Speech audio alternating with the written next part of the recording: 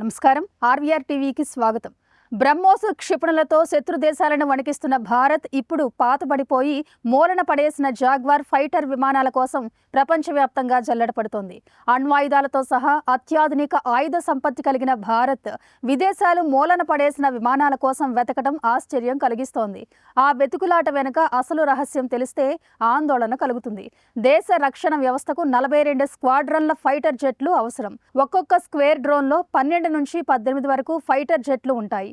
కీలకమైన ప్రాంతాల్లో ఒక్కో స్క్వాడ్రన్లో 24 ఫైటర్ జెట్లు కూడా అందుబాటులో ఉంచుతారు.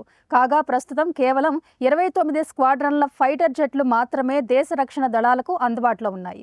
వాటిలో కూడా 120 వరకు ప్రపంచంలో ఇతర దేశాలు ఎప్పుడో తొలగించిన జాగ్వార్ యుద్ధ విమానాలే కావడం రక్షణ దళాలకు ఆందోళన కలిగిస్తోంది.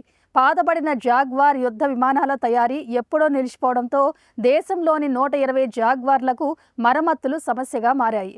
అవసరమైన విడి భాగాలు లభించకపోవడంతో అవి కూడా మూలన పడే ప్రమాదం ఎదురవుతోంది. ఈ నేపథ్యంలో యూకే ఎప్పుడో మూలన పడేసిన 9 జాగ్వార్ ఫైటర్ విమానాలను భారత్ కొనుగోలు చేస్తోంది.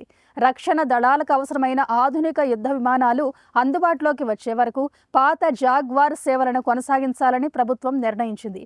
ఈ నేపథ్యంలోనే మన దగ్గర మాత్రమే మిగిలిపోయిన జాగ్వార్ ఫైటర్ విమానాల మరమ్మతులు, విడిభాగాల కోసం యూకేకు చెందిన విమానాలను కొనుగోలు చేస్తోంది.